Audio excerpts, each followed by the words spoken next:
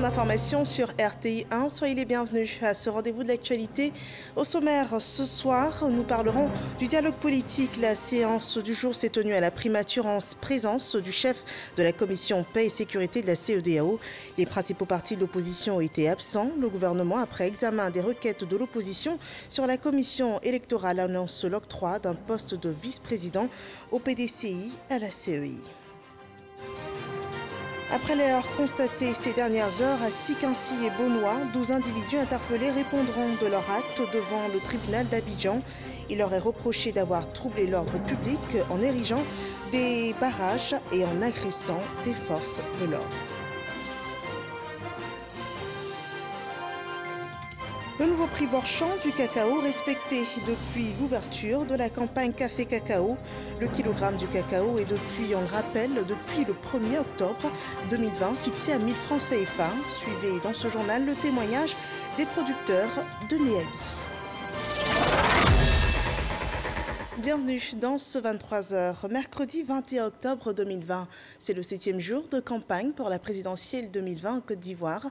Les candidats investissent tous les fronts pour présenter aux Ivoiriens leur projet de société. Le RHDP était dans la région du Zanzan et le candidat indépendant Kouadio Konan-Bertin dans la commune de Yopougon. Point commun, au cours des différents meetings, il a été lancé un appel au civisme et à la cohésion pour l'amour de la Côte d'Ivoire. Les acteurs de la scène politique ivoirienne ayant pris part au dialogue politique sur le processus électoral 2020 étaient conviés ce jour à la primature pour une séance de travail.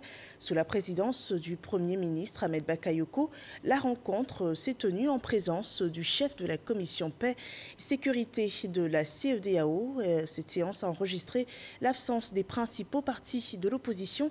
Le compte-rendu avec Alexis Ouedraogo. Après le rendez-vous manqué à la table du dialogue samedi, l'opposition réclamait la présence de la CEDEAO durant les échanges État-partis politiques. Ce mercredi, à la primature, en présence du chef de la commission paix et sécurité de la CEDEAO, le Premier ministre a ouvert les échanges. Face à lui pourtant, les sièges des principaux partis de l'opposition sont restés vides. On a eu cette recommandation forte de la CEDEAO de poursuivre les discussions. Et nous avions indiqué que nous, le gouvernement, la main du dialogue était permanemment tendue et qu'il n'y avait pas de préalable pour discuter avec nos frères et qu'il fallait faire l'économie de toutes sortes de crises et entamer immédiatement le dialogue. On avait espéré qu'avec cette ouverture, nos amis puissent venir. Bien malheureusement, nous avons été informés tout à l'heure qu'il y a une initiative de médiation de la CEDEAO qui est en train de se mettre en place. Et donc, dans l'attente de cette initiative, ils suspendent encore leur participation effective à la réunion. Parce que ce que nous on veut, c'est vraiment discuter. Parce que de toute façon, la solution viendra de nous-mêmes. La solution ne viendra jamais d'ailleurs. Le gouvernement, lui, se dit engagé à favoriser un dialogue inclusif avec tous les acteurs de la scène politique, une démarche que saluent les partis présents. Nous avons manifesté en tant que LMP notre bonne volonté, aller vers les uns les autres, à condition que les acteurs qui tiennent la corde, les accords, puissent être mis en confiance. Et ce que je retiens aujourd'hui, c'est que le gouvernement a fait un pas, oui, sur certains points. Réaménagement de la CEI, rééquilibrage, c'est vrai. J'ai entendu des choses qui me permettent d'espérer que des avancées sont possibles. Pour la CEDEAO, il faut que les partis politiques maintiennent le dialogue. Nous avons entendu des propos assez forts, des propos conciliateurs qui demandent que les parties prenantes de la Côte d'Ivoire se retrouvent autour de la table de discussion. Il y a eu des propositions qui ont été faites. Nous sommes à 10 jours des élections. Dans le génie propre de la Côte d'Ivoire, des moyens seront trouvés pour que ces élections-là se passent dans la paix, dans la sérénité. Et le gouvernement entend bien poursuivre ses démarches pour ramener l'opposition à la table des échanges. Et cette autre rencontre à la primature, le Premier ministre s'est entretenu avec les ambassadeurs des pays membres du Conseil de sécurité des Nations Unies.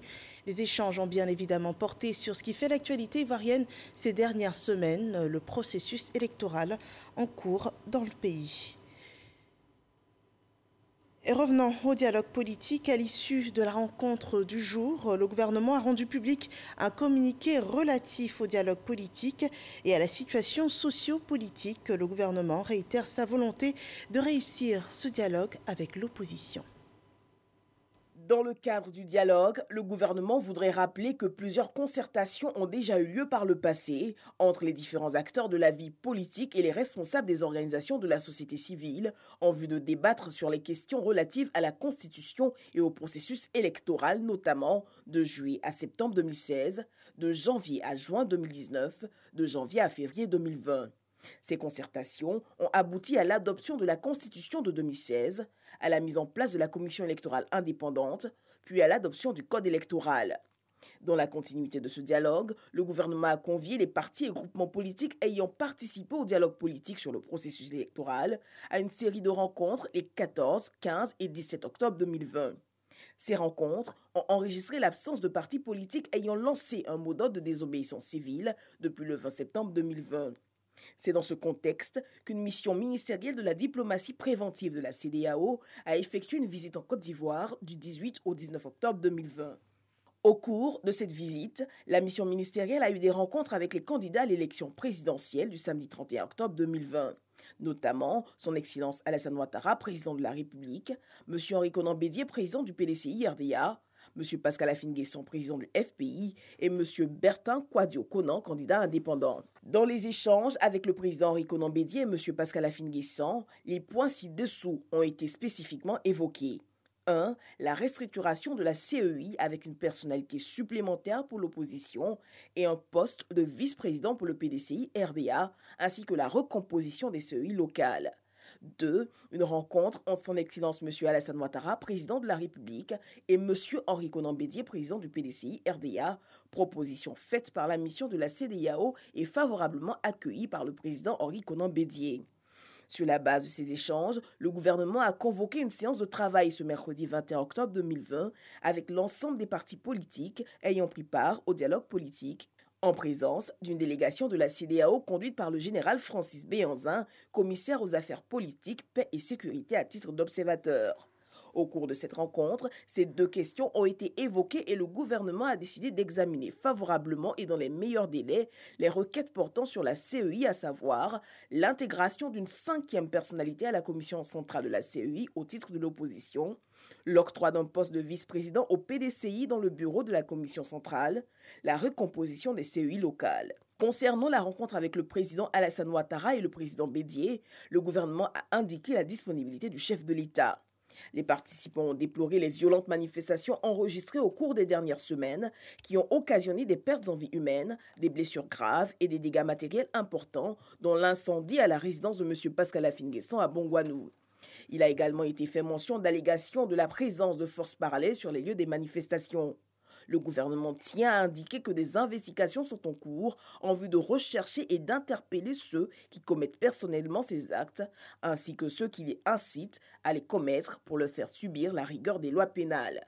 Le gouvernement appelle les partis politiques à lever sans délai le mot d'ordre de désobéissance civile, à s'inscrire définitivement dans la voie du dialogue et à œuvrer pour un déroulement apaisé de l'élection présidentielle du samedi 31 octobre 2020. Fait à Abidjan le 21 octobre 2020. À présent, cette information venant de la préfecture de Dabou, suite aux affrontements intervenus hier mardi 20 octobre 2020 à Dabou et en raison de la persistance des tensions dans le département qui fait courir le risque de nouveaux affrontements, le préfet du département de Dabou a pris un arrêté. Il est instauré sur toute l'étendue du territoire du département de Dabou un couvre-feu allant de 19h à 6h du matin à compter du mercredi 21 octobre 2020 et ce jusqu'au dimanche 25 octobre 2020 inclus.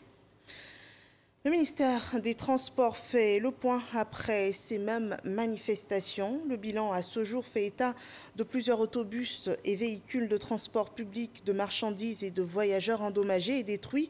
Des accidents de la route provoqués nuitamment par des troncs d'arbres posés sur la voie publique, occasionnant 83 blessés, dont certains graves. Le préjudice causé s'élève à plus de 2 milliards de francs CFA pour les autobus de la Sotra détruits et plusieurs centaines de millions de francs CFA pour les véhicules de transport public de marchandises et de voyageurs.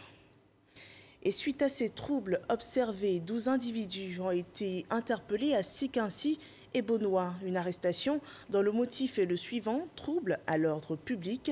Ces 12 personnes sont accusées d'avoir érigé des barrages sur les voies publiques. Il leur est également reproché d'avoir agressé des forces de l'ordre. Ils seront traduits devant le tribunal d'Abidjan selon Abou Sanogo. Ils avaient érigé des barricades sur les axes Siquincy-Dabou et Siquincy-Elibou afin d'empêcher toute circulation. Arrivés sur le lieu pour les raisonner, les gendarmes ont essuyé leur furie. Ils ont refusé tout dialogue. Les gendarmes ont même essuyé des jets de pierres et d'objets de toutes sortes, brisant le pare-brise du véhicule de la brigade de gendarmerie de Siquincy. Ces 12 individus ont été interpellés pour troubles à l'ordre public à Katadi et à Bessedi. 5 autres ont été interpellés le lundi 19 octobre à Beaunois. Eux font partie des badauds qui avaient dressé de nombreux barrages avec des briques et des planches sur l'axe principal de la localité reliant les villes de Grand-Bassam et à Boissou, empêchant ainsi la circulation des personnes et des biens.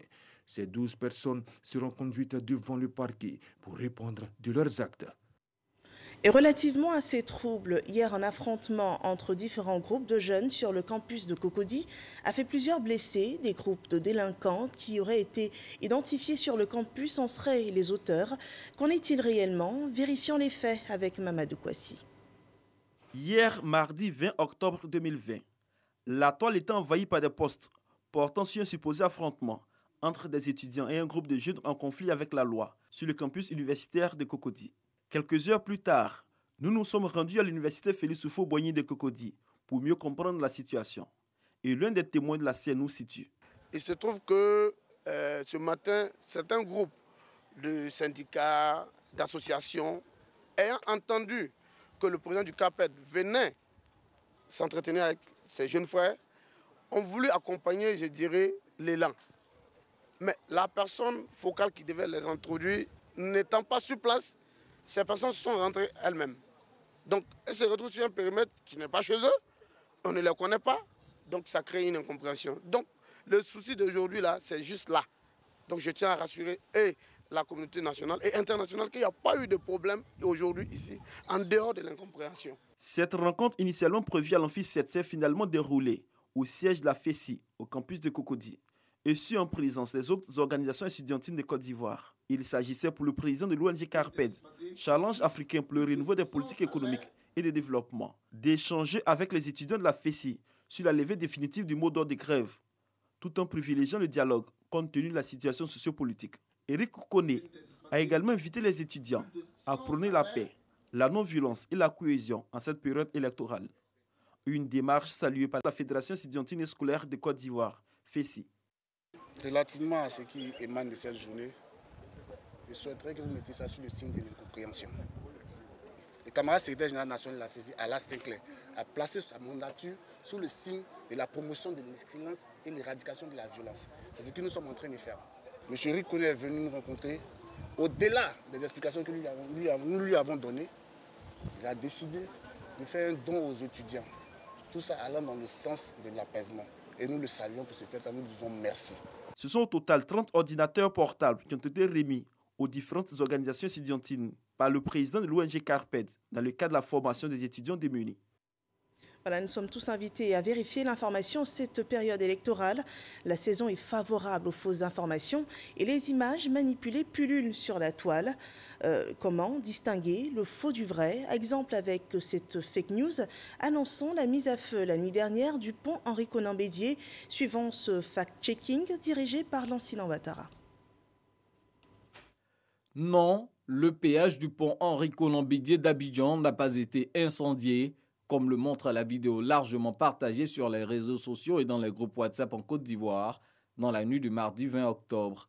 Les mêmes rumeurs ont assimilé ce péage à celui d'Atinguié sur l'autoroute du Nord, une information vite démentie par les services du Fonds d'entretien routier. Après des recherches sur la toile, il s'agit en réalité d'une vidéo en rapport avec l'actualité, pas en Côte d'Ivoire mais plutôt au Nigeria. C'est Lekki Toll Gate, le péage sur le pont de liaison Lekki-Ikoyi, long de 1,36 km dans l'état de Lagos. Ces dernières semaines, les populations avaient occupé les rues de Lagos, mais aussi le pont au niveau du péage pour dénoncer les brutalités d'une unité spéciale de la police. C'est lors des protestations que le poste a été incendié par les manifestants. En cette période électorale, les manipulations d'images, de vidéos ou des contenus sortis de leur contexte foisonnent. C'est dans cette optique que Facebook a pris des mesures dans la perspective des élections d'octobre 2020 en Côte d'Ivoire. La plateforme veut contribuer ainsi à la protection de l'élection présidentielle du 31 octobre 2020 en aidant à prévenir l'ingérence électorale, lutter contre la désinformation et la dissuasion d'aller voter. Voilà, n'hésitons pas à vérifier nos sources d'information pour ne pas contribuer à la désinformation. Nous nous souvenons d'Amadou Gon Coulibaly 3 mois après son rappel à Dieu. Le charisme de l'ancien Premier ministre est toujours aussi inspirant. Une œuvre biographie retraçant l'itinéraire d'Amadou Gon Coulibaly a été présentée ce jour. C'est un hommage à la mémoire de ce grand homme écrit par Thierry Seka, collaborateur du défunt homme d'État. Herman Guivet nous en dit davantage. Amadou Gon Coulibaly, itinéraire d'un homme d'État. Un livre hommage à la mémoire de l'illustre disparu, à sa vision, à son combat politique et son engagement pour la Côte d'Ivoire. Ce livre est pour nous un document qui doit guider la jeunesse. Le livre comporte 5 parties. Des années formation d'Amadou Gon Coulibaly à sa vision pour la Côte d'Ivoire aux côtés du chef de l'État Alassane Ouattara. L'auteur, qui aura partagé presque 45 ans d'amitié avec l'illustre disparu, témoigne. Toute la vie d'Amadou Gon Coulibaly, la recherche de l'excellence, la compétition, ça se ressentait. Il a mis cela au service du pays. Monsieur le Premier ministre, c'est des choses qu'on doit pouvoir léguer aux jeunes générations. Et nous souhaitons que cela se fasse pour le pays. Ce livre doit montrer aux jeunes Ivoiriens et aux jeunes en général les qualités qu'il faut mobiliser pour pouvoir tracer le chemin de l'excellence. Occasion pour le Premier ministre Ahmed Bakayoko de rendre un hommage à Amadou Gon Coulibaly. Amadou Gon était justement un de ces rares cadres qui avait eu la formation technique la plus pointue et qui s'était intéressé très tôt à la politique et qui avait introduit la rigueur de la technique et de la science dans la politique. Et c'était devenu donc une chance pour la Côte d'Ivoire et pour l'Afrique. On portait cette complémentarité autour du président Alassane Ouattara pour vraiment le pays. Et moi, il m'a tiré vers ces valeurs-là. C'est ce président qui m'avait confié à Amadou Gon, quand il était à la primature en 90 déjà, il avait tiré vers ces valeurs.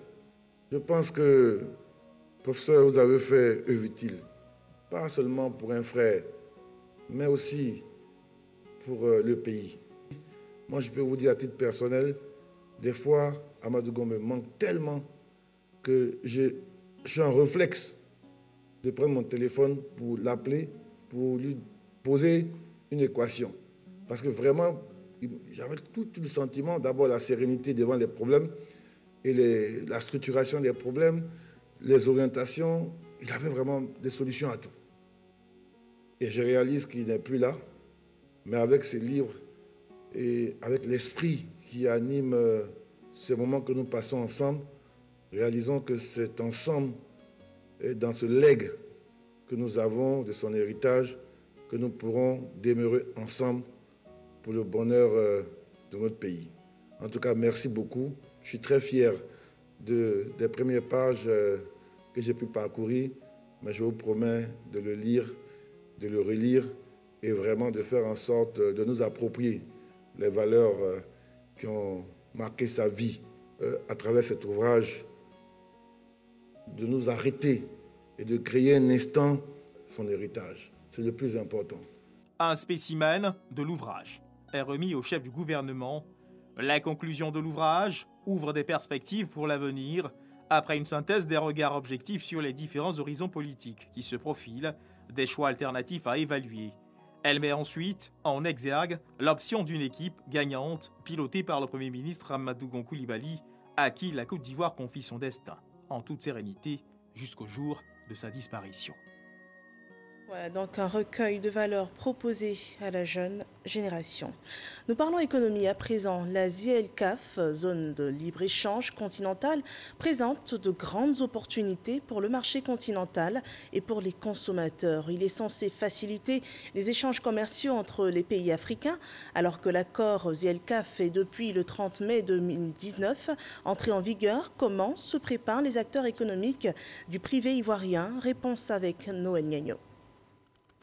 Zone de libre-échange continentale africaine, en abrégé ZLECAf, une opportunité. C'est vrai que la zone de libre-échange continentale représente une opportunité, mais si on n'est pas proactif, on ne pourra même pas bénéficier des avantages qu'offre cette zone de libre-échange continentale africaine. Donc la préparation à l'augmentation de la compétitivité. Cette préparation à l'augmentation de la compétitivité commence par une connaissance réelle de ce qu'est le commerce international et ses exigences. Normalement, le commerce international est régi par un certain nombre de règlements et le commerce doit être ouvert. Le commerce doit être possible entre tous les États.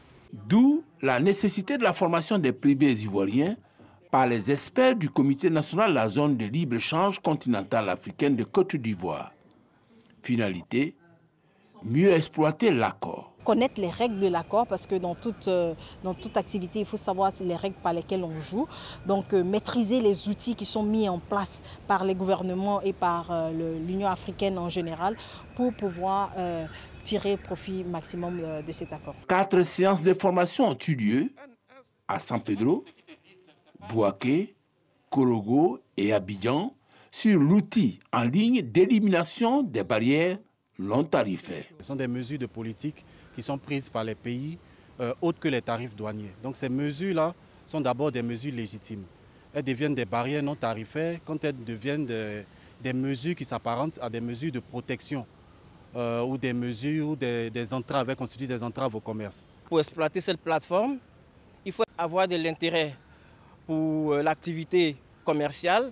Vous venez sur la plateforme, vous avez un espace utilisateur, vous créez un compte utilisateur et vous avez la possibilité de soumettre votre plainte. Une formation qui vaut son pesant d'or. Nous qui sommes dans les TPE, quelles sont les réelles barrières? Et avec ça, comment les aborder? Et il est juste en toute chose de s'informer d'abord. Quand on exporte le karité vers le Caire, il faut payer des taxes. Or, quand on exporte vers le Togo, vers le Niger, vers le Sénégal, il n'y a pas de taxes.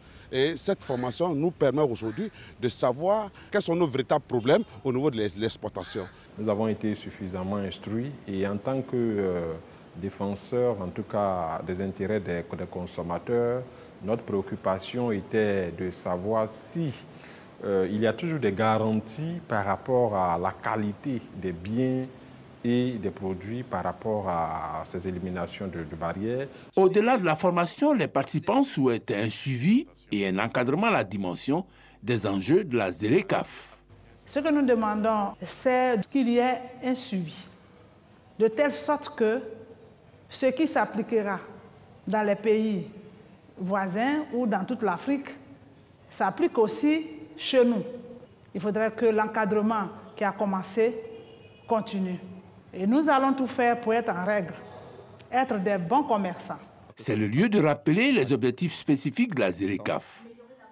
Il s'agit d'éliminer progressivement les barrières tarifaires et non tarifaires du commerce, augmenter ainsi les échanges commerciaux, uniformiser les politiques économiques, fiscales, sociales et sectorielles, avec à la clé accroître la sécurité alimentaire et contribuer ainsi à la réalisation du bien-être social des Africains. Le commerce du cacao se porte bien. La campagne 2020-2021 s'est ouverte sur une bonne nouvelle, le rehaussement du prix du kilogramme à 1000 francs CFA. Une décision du gouvernement qui réjouit les producteurs et qui est aussi respectée par les coopératives. Mahama Traoré, notre reporter, a enquêté sur le sujet dans la localité de Méagui, cette grande zone de production de cacao. On regarde. Ce matin, Irie Bido, planteur de cacao à Méagui, arrive avec sa récolte dans les entrepôts de la coopérative à laquelle il est affilié. Les sacs remplis de fèves sont immédiatement déchargés pour la peser. Marché conclu pour 629 kilos de cacao. C'est une bonne affaire pour Irie Bido. Si je mon cacao, ils ont payé à 1000 francs. Je suis content. Avec cette recette empochée, Irie Bido repart chez lui avec le sourire et surtout la possibilité de relancer certains projets mis en veilleuse. Première fois, on a donné 1100 francs, là, il a commencé. Maintenant, c'est terminé. Le président a donné 1000 francs. Je suis content, très très content. Je vais faire plus que ça encore. Je vais casser tout ça là. Et les enfants qui vont à l'école, à Abia, San Petro, Yamsokoro. Donc, ils vont achever leur papier. À Méagui, fleuron de la cacaoculture ivoirienne, aucun planteur ne veut rater l'opportunité du kilogramme à 1000 francs CFA qu'offre la campagne 2020-2021. Alors, dans les villages comme dans les champs de cacao, on s'attelle à récolter des produits de qualité. J'ai 2,5 hectares de cacao.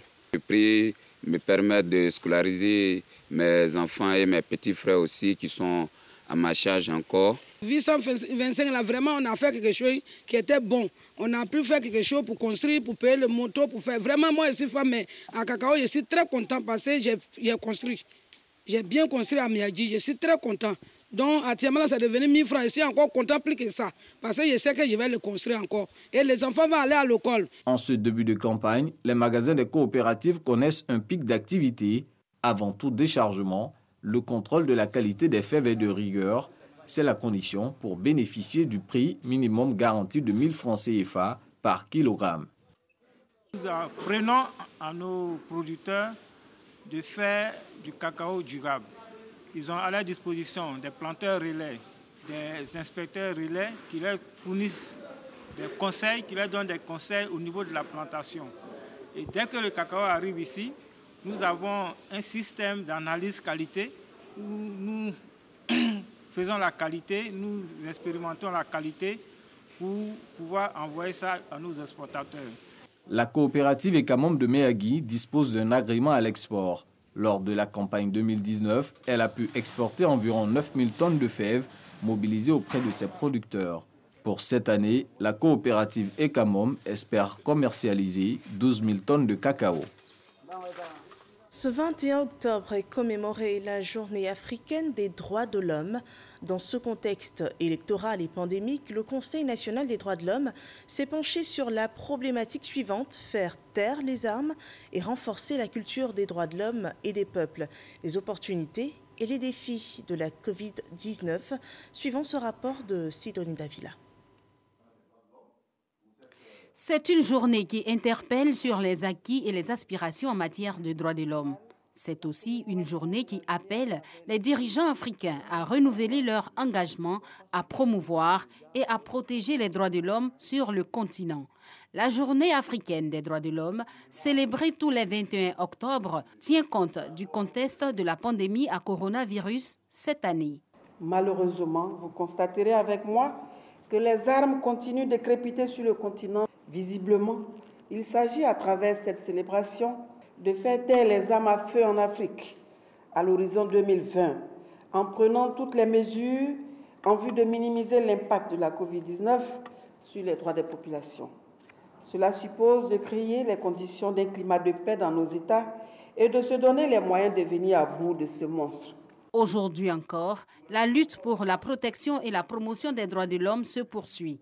Le Conseil national des droits de l'homme note les défis qui attendent la Côte d'Ivoire malgré quelques avancées.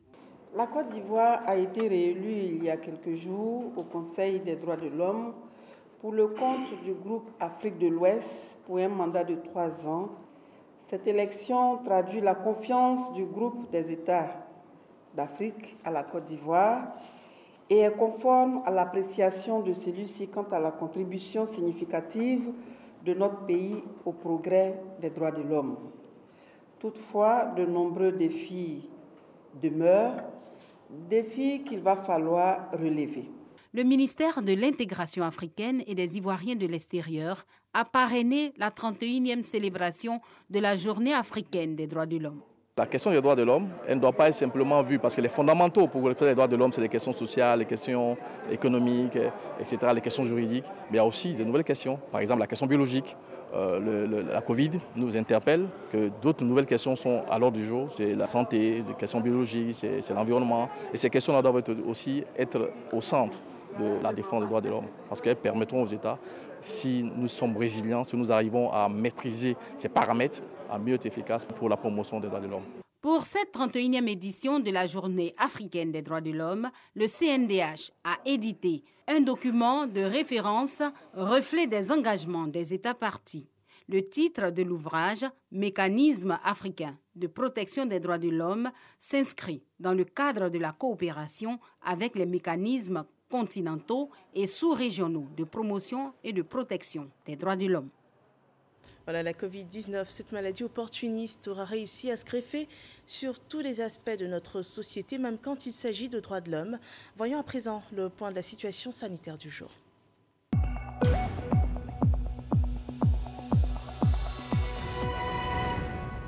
Le ministère de la Santé et de l'Hygiène publique annonce ce mercredi avoir enregistré ces dernières heures 21 nouveaux cas de Covid-19 sur 935 échantillons prélevés, soit 2,2% de cas positifs. 26 nouveaux cas de guérison sont également annoncés. Ce 21 octobre, la Côte d'Ivoire dénombre 20 363 cas confirmés, dont 20 070 personnes sont guéries, 121 personnes malheureusement décédées et 172 cas restent encore actifs.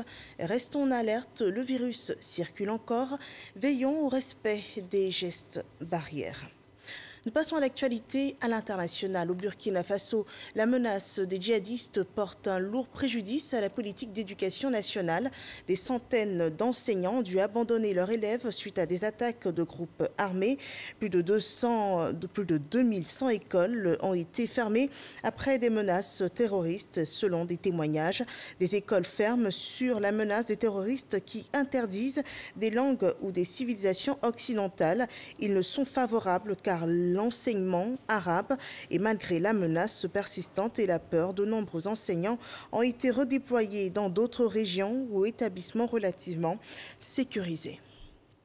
C'est le dernier point de ce journal. Merci de votre attention. Rendez-vous demain pour une autre édition d'information. Portez-vous bien.